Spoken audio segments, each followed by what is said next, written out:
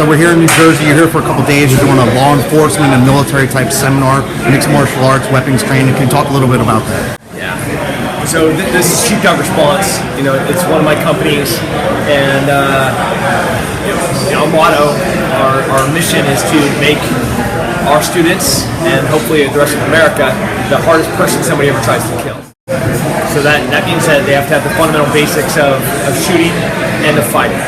So that's what the course is comprised of. They have half the day is shooting, half the day is fighting. You know, right now we're working on fighting.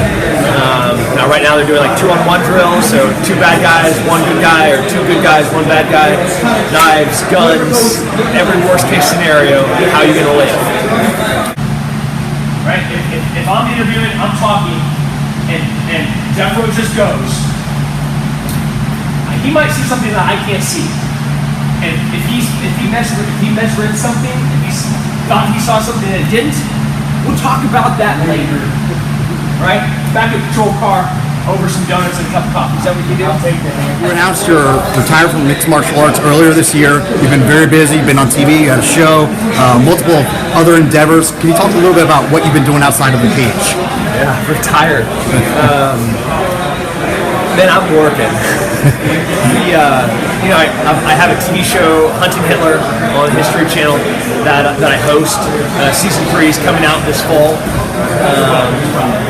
which is an amazing show. We're like rewriting history, things that we find about what the Nazis did after the war. And right now in the times where with the alt-right and neo-Nazis resurfacing in Europe, it's like a very scary time to go back and look at. I get so irritated when people are like, what was Nazis? I'm like, no man, I know what a Nazi is because I've been hunting them for 5 years, and like actual real Nazis, not some jerk that is carrying a torch chanting about a statue. That's just an asshole, that has some jacked up beliefs. But like real nasty SS tattoos, swastikas on the chest, second generations from dudes that were fighting in Germany, that were burning Jews. Those are the guys. The guy know what a Nazi is. And so it's a cool show. And it's been a great 3 seasons. Got another show coming out with A&E, the Army Sniper Competition. I'm going to be going and covering that as a competitor and as a shooter. And then I got another show coming up after that I'm going to go do very Tim Kennedy-like things. So a lot of television. I re-enlisted after the election in November, so I'm still with the Special Forces unit that works in Africa, and now I have 5 companies that I'm an equity owner of, and Sheepdog Response being one of them. I'm part of a foundation that helps military and law enforcement, first responders get training. So I'm working. I think retirement is definitely not the right word. You've been able to use your military training, your experience to kind of create a brand for yourself, a business, if you will. Like you said, you have 5 companies. You're part of Ranger Up. They're one of the top apparel brands, military veteran owned company. What advice would you give to any vetrepreneur, military veteran trying to start their own business? I get frustrated looking at the military community, and it's like, hey, veteran owned, give us your business. No, man. Be the best business. Have the best product. Have the best customer service. Be at the right place at the right time, the right uniform. All the things that we know how to do that in business. Be the best. Business is going to come. That's just how it is. I think there's this contagious sense of entitlement in the veteran community, like I deserve something. You don't deserve anything.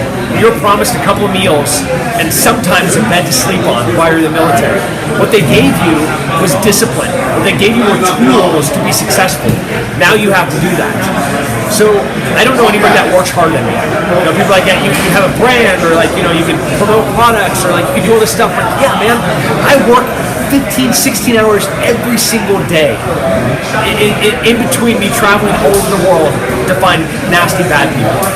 So like there's no excuse. Success is 100% on you. Nobody else is going to do it for you.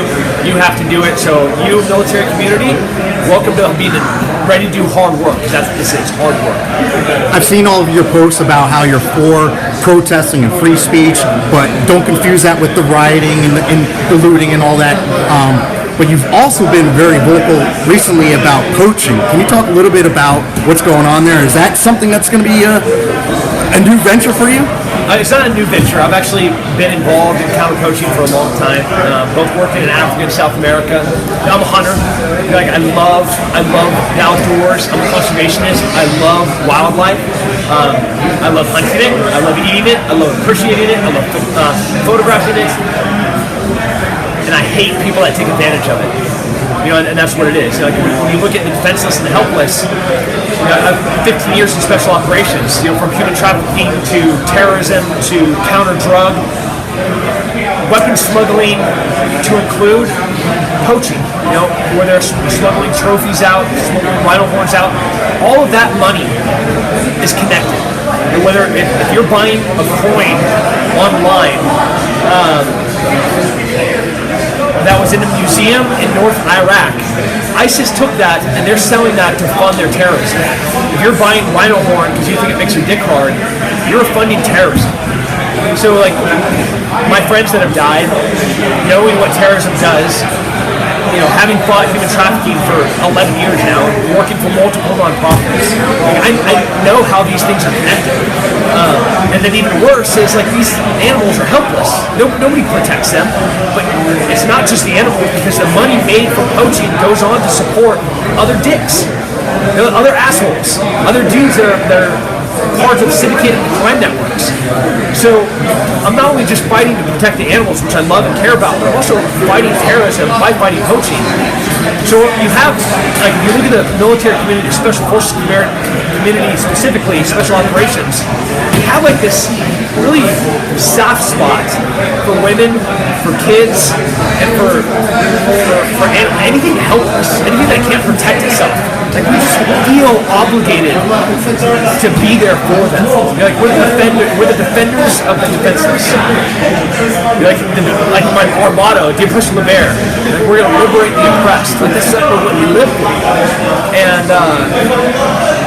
you have a very small community with a soft spot in one specific place that have been watching these guys for decades take advantage of kindness and weakness.